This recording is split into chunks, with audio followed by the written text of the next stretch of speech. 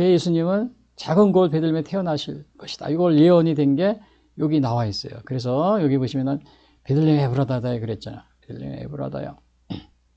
작은 곳입니다.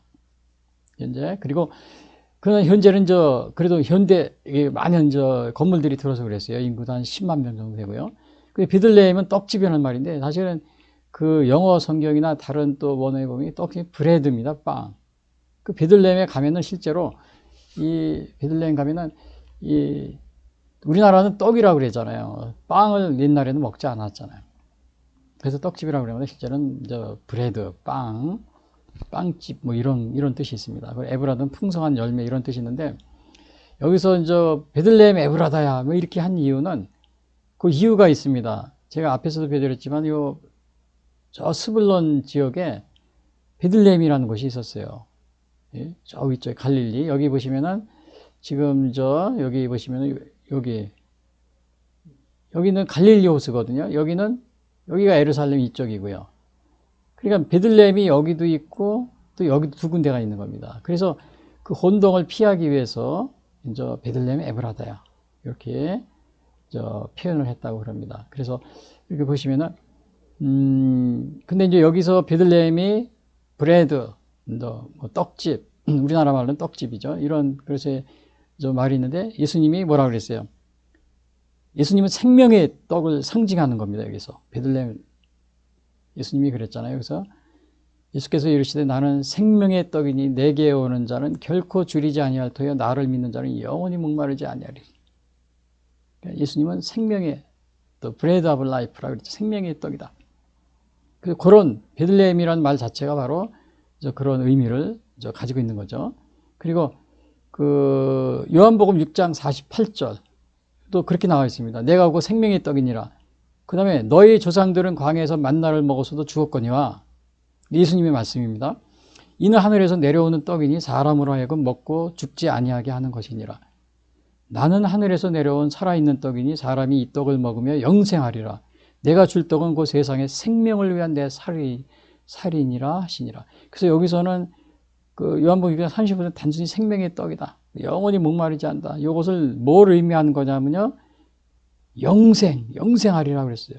사람이 이 떡을 먹으면 요한복음 6장 48절에서요. 영생하리라. 생명을 위한 내 살이다.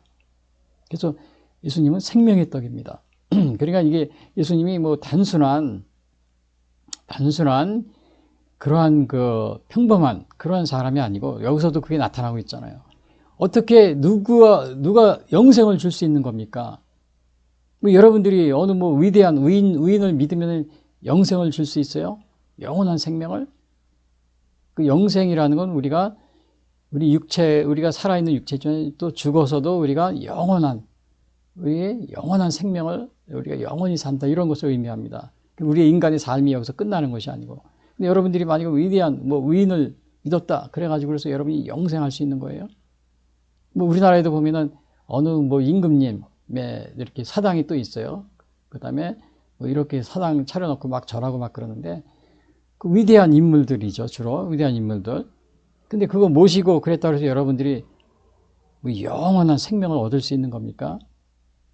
또 공자님 또 이렇게 사당이 있어요. 공자님이 그렇게 해서 했다고 해서 영원한 생명을 줄 수 있어요.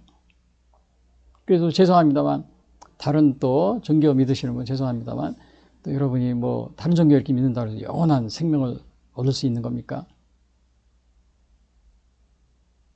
예수님 외에는 그 생명을 주시는 분이 없는 겁니다. 예, 다른 종교 믿으시면 정말 죄송합니다만 제가 여기서 그 말을 해드리는데 그 뒤에 또 나중에 그걸 좀 부연 설명해 드리겠습니다.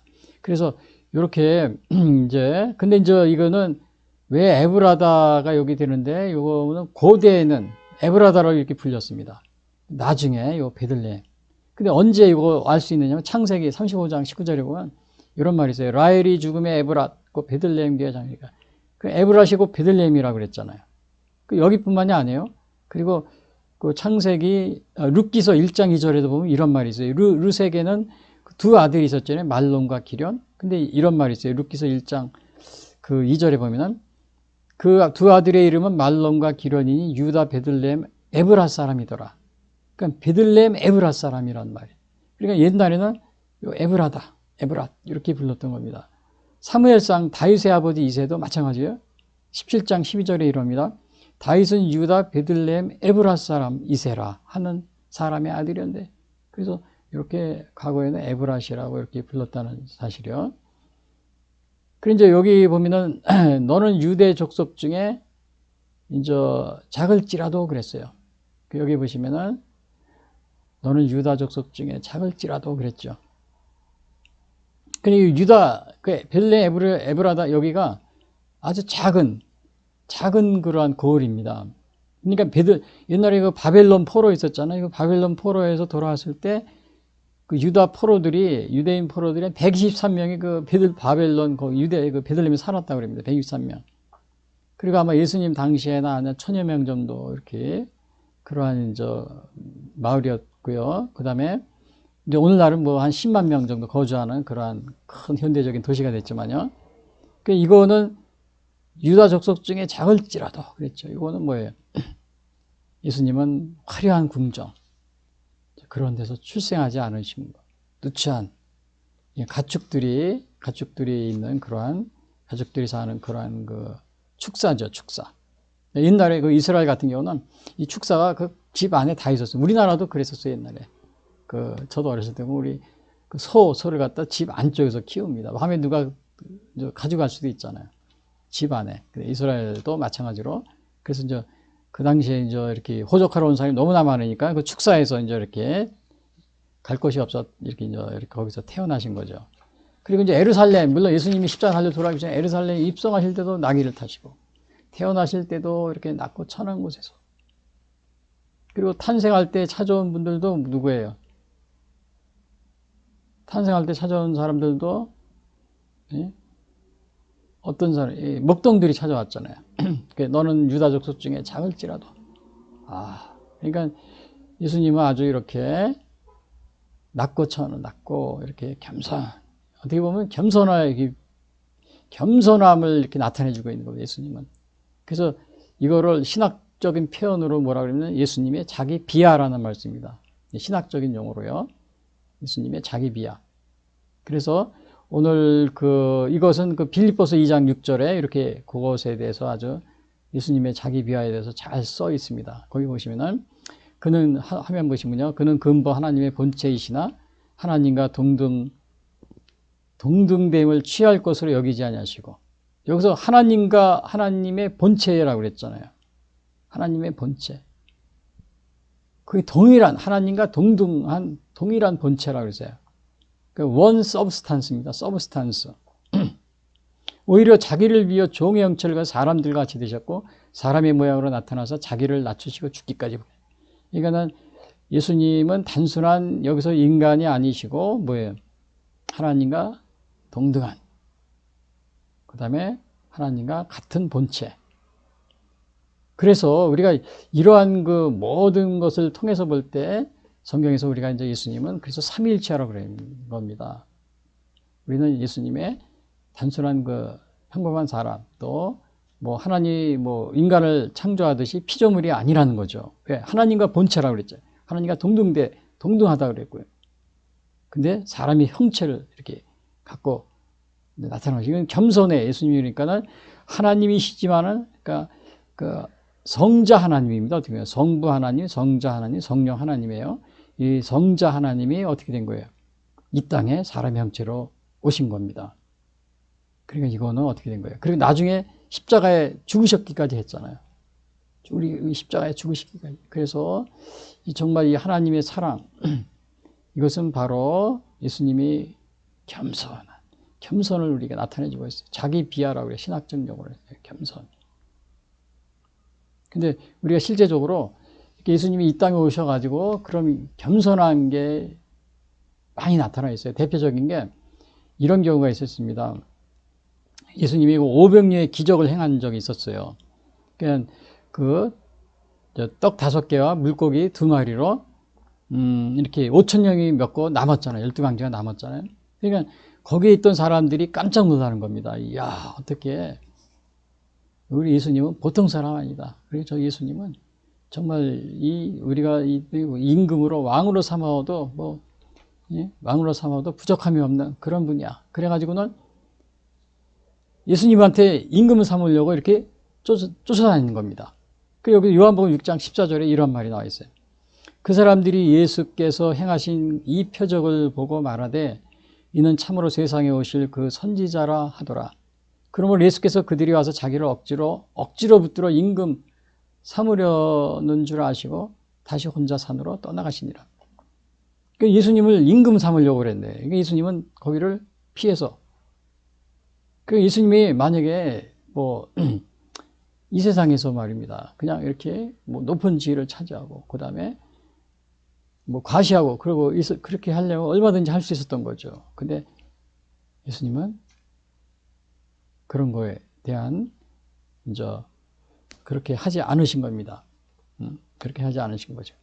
그래서 이것은 예수님의 자기를 이렇게 높이려고 하는 그런 게 아니라는 사실을 우리가 알 수 있습니다. 오늘날 우리 많은 정치인들 보면 대통령 시켜준다 그러면 그냥 너도 사방에서 달려들겠죠.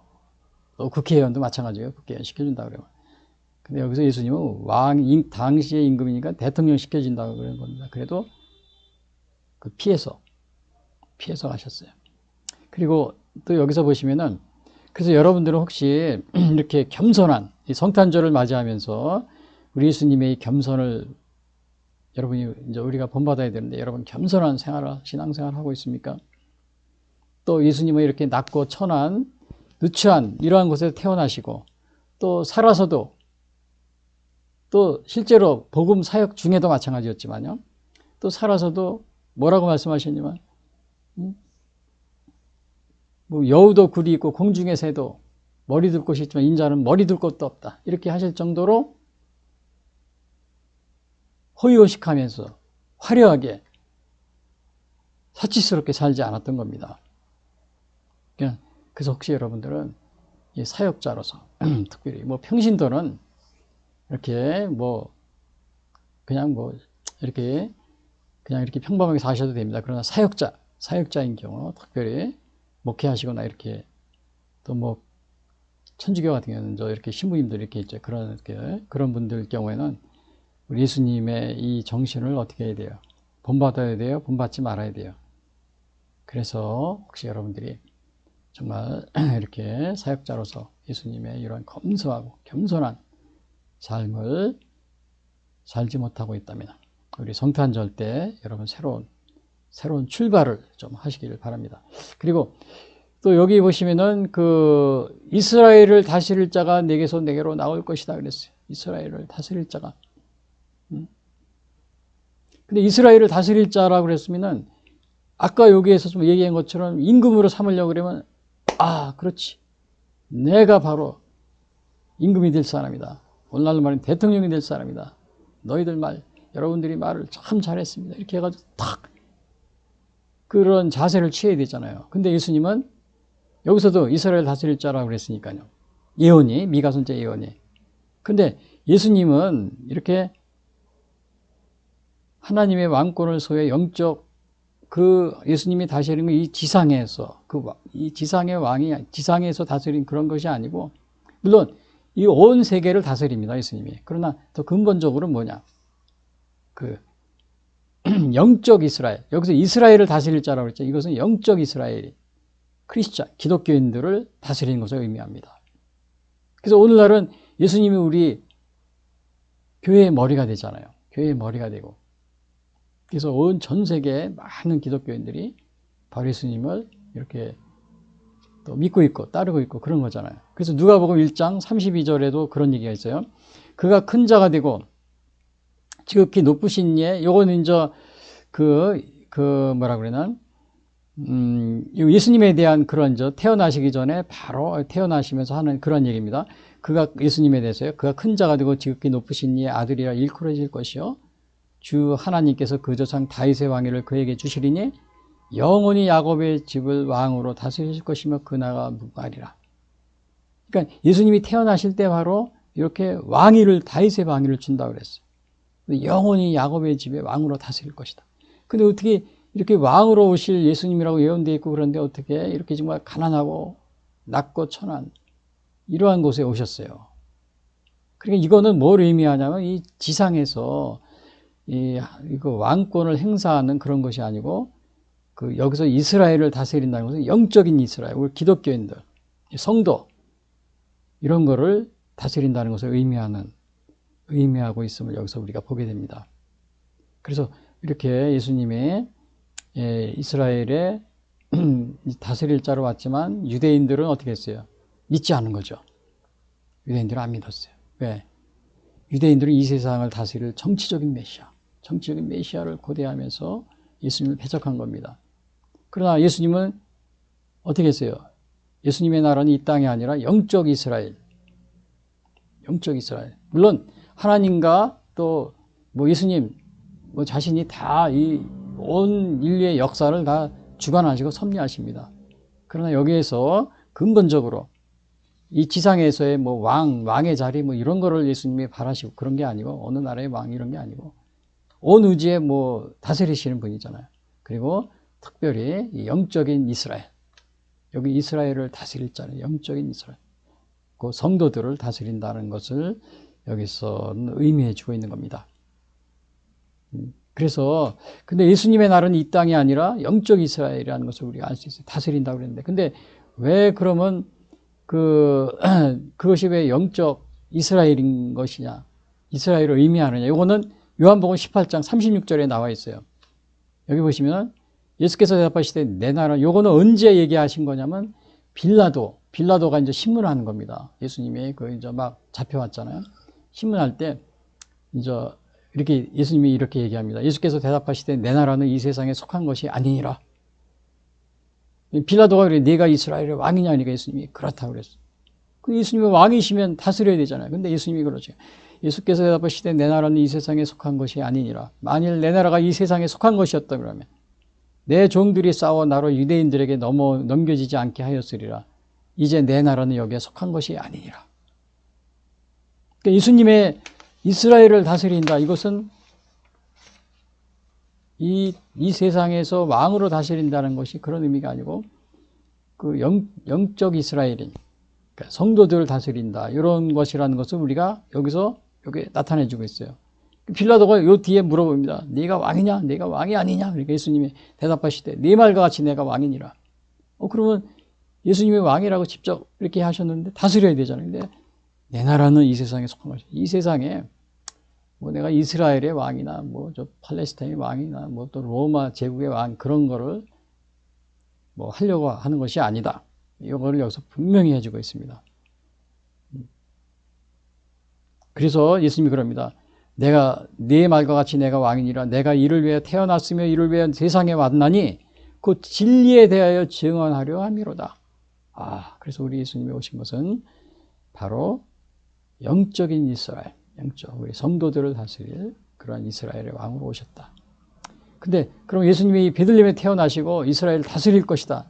이게 이제 예언이 돼 있잖아요. 그렇죠? 예언이 되었는데 이것이 어떻게 됐느냐? 그러면 이게 700년 전의 예언이 어떻게 됐어요? 성취가 된 겁니다. 언제? 여기 마태복음 드디어 이제 700년이 지났어요. 그래서 마태복음 2장 1절에 보면 이렇게 나와 있어요. 헤로드 왕 때 예수께서 유대 땅 베들레헴에서 나심해. 드디어 예언이 성취되어 있죠. 동방으로부터 박사들이 예루살렘에 이르러 말하되 유대인으로 왕으로 나신 이가 어디 계시냐? 우리가 동방에서 그의 별을 보고 그에게 경배하러 왔노라 하니 헤로드 왕과 온 예루살렘에 소동한지라. 근데 여기서 박사들이 뭐라 그랬냐? 여기서 이제 서기관들이 뭐라 그랬냐면요. 왕이 모든 대제사장과 백성의 서기관들을 모아 그리스도가 어디서 나겠느냐 물으니 이제 헤로드 왕이 여기서 보니까 유대인의 왕이 났다고 이렇게 얘기를 해주는 거예요. 이제 동방에서 경배하러 왔다니까. 그러니까 소동이 일어났다고. 그러니까 헤로드 왕이 이게 또 왕이 태어나서 내가 왕인데 내가 누가 역모를 꾸미는 우리나라도 그러잖아요. 좀 왕자들이 있으면은 막 서로 죽이잖아요. 왜? 서로 역모, 왕이 되려고 하는 걸 막기 위해서. 헤로드 왕도 이거 누가 왕이 된다고 그랬으니까 이걸 또 그냥 있으면 자기 자리가 위험하잖아요. 그러니까 막 물어보는 겁니다. 그리스도 어디 나겠냐 물으니 5절 이르되 유대 베들레헴이 있는 선지자로 이렇게 기록된 바 또 유대 땅 베들레헴아 너는 유대 고을 중에서 가장 작지 아니하도다 내게서 한 다스리는 자가 나와서 내 백성 이스라엘의 목자가 되리라 하였습니다. 야, 이게 완전히 여기 그대로 어떻게 돼 있어요? 이 미가 선지자의 예언을 그대로 여기서 이 서기관들이 다 알고 있었던 겁니다. 그래서 사실은 당시에 이 대제사장과 서기관들은 하나님의 말씀을 잘 알고 있었어요. 구약의 율법을. 근데 이거 보면은 뭐 많이 안다고 그래서 이게 믿음이 있는 건 아닙니다. 그렇지 않아요? 많이 안다고 그래서 믿음이 있는 게 아니에요. 그래서 우리가 또 신앙생활도 마찬가지예요. 많이 안다고 신학 박사했다고 그런 거하고 믿음하고는 물론 관련은 어느 정도 되겠죠. 그러나 여기 서기관들이 이렇게 보면은 그런 것도 아닌 이런 것을 우리가 보게 됩니다. 그리고 요한복음 7장 41절에도 또 이게 이런 얘기하고 있어요. 베들레헴에 성취된 거에 대해서. 이래서 어떤 사람은 그리스도라 하며 어떤 사람은 그리스도가 어찌 갈릴리에서 나오겠느냐. 성경에 이르기를 그리스도는 다윗의 씨로 또 다윗에 살던 마을 베들레헴에서 나오리라 하지 아니하였느냐 하며, 여기서도 요한복음 7장 41절에 이제 예루살렘에 갔는데 이런 얘기 또 베들레헴에서 나오리라 하지 않았느냐. 다 알고 있어요, 사람들이. 그리고 누가복음 2장 3절에 요거 보면은 여기서도 보면 이런 말이 있어요.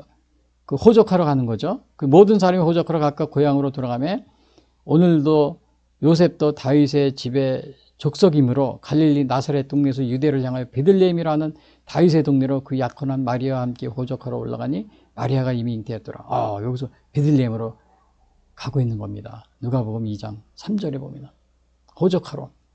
그러니까 이 미가 선지자의 예언이 이루어지는 거죠. 여기서 마리아가 베들레헴에 안 갈 수도 있었어요. 남자들만 간다고 그럽니다. 그런데 마리아가 같이 갔어요.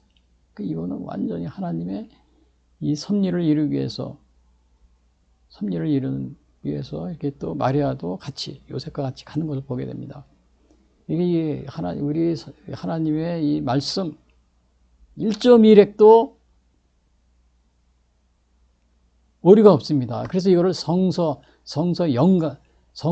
무어성이라고 그럽니다. 성경 무어성.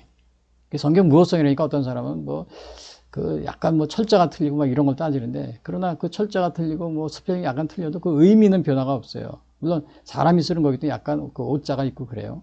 근데 그것 때문에 그렇게 따지면서 성경은 무어하지 않다. 막 이렇게 따지는데, 이제 그런 의미의 그런 거는 우리가 그것 때문에 성경이 이렇게 무어하지 않다. 막 이렇게 주장하는 분도 있어요. 그러나 하나님의 말씀에서 하나님의 감동으로 된 이 성경, 이 말씀이 이렇게 그 예언에 나온 것 정확하게 이루어지고 있다. 여기서 약혼한 그 마리아와 함께 누가복음 2장 5절 함께 호적하러 올라가니 마리아가 이미 잉태하였더라. 미가 선지자가 어떻게 이걸 알고서 베들레헴에서 예수님이 탄생할 것을 예언하는 겁니까? 여러분, 이게 하나님의 섭리가 이렇게 정말 놀라운 겁니다. 놀라운 거예요. 요셉이 혼자 갈 수도 있었어요. 대개는 남자 혼자 간답니다. 근데 마리아도 같이 가는 거예요. 그리고 그 다음에 보면 누가복음 2장 15절에 또 나옵니다. 여기 누가복음 2장 3, 여기 보면은 제가 지금 읽어드린 거죠. 여기에 보여요. 모든 사람이 호적을 각각 고향으로 돌아가며 요셉도 다윗의 집 족속이므로 갈릴리 나사렛 동네에서 유대를 향하여 베들레헴이라 하는 다윗의 동네로 그 약혼한 마리아와 함께 호적하러 오는 마리아가 이미 조금 전에 말씀드린 거죠. 그리고 목동들에도 그럽니다. 천사들이 떠나 하늘로 올라가니 그 뒤에 보면요. 목자가 서로 말하되 이제 베들레헴으로 가서 주께서 우리에게 알리신 바 이 이루어진 일을 보자요. 그러니까 이 성취가 이미 이것이 다 성취가 됐다는 것을 알 수가 있어요. 베들레헴 탄생 예언이. 여러분, 혹시 예수님의 베들레헴 탄생 예언은 성취가 되었습니다. 이 땅에 오신 예수님은 우리와 같은 평범한 인간이 아니라 하나님의 아들로서 이 땅에 오셨음을 여러분 믿는 겁니까? 믿을 수 있습니까? 이러한 일은 정말 세상의 어느 종교가 정말 어떤 종교를 창시한 사람이 몇백 년 전에, 심지어는 모세 시대 때도 예언해서 2000년 전에도 탄생을 예언한 그러한 종교, 그런 사람들이 그런 게 있습니까? 예수님은 단순한 이 종교의 창시자가 아닙니다. 그래서 오늘날도 보면 뭐 비교 종교 뭐 이렇게 해서 뭐 종교학과 뭐 이런 데서 보면 예수님 뭐 마음의 부처님 뭐 소크라 공자 뭐 맹자 이런 거 비교하면서 이렇게 막 공부를 하고 그러는데 여러분 예수님은 거기에 보면은 예수님은 뭐그 부처님과 뭐 그다음에 뭐 마음의과 뭐 같은 이렇게 뭐 비교하면서요. 예수님은 그런 비교할 수 없는 그러한 분입니다. 단순한 인간이 아닙니다. 이거는 단순한 종교의 창시자가 아닙니다. 그래서 우리 기독교는 그냥 예수님이 뭐 창시자가 예수님이다 이런 게 아닙니다. 뭐 불교의 창시자는 뭐 석가모니고 그다음에 이슬람 종교 마호메트 이런 그런 식이 아닙니다. 예수님은 정말 이 땅에 오신 우리가 평범한 인간이 아니라 하나님의 아들로서 하나님 자신 본체로서 이 땅에 오셨다는 사실이요. 그래서 이 성탄절이 그래서 우리가 이런 남다른 의미가 있는 겁니다. 그래서 오늘 여기 보시면은 그래서 이제 오늘 이 베들레헴에 이제 이렇게 그래서 이제 전쟁 오신 건데.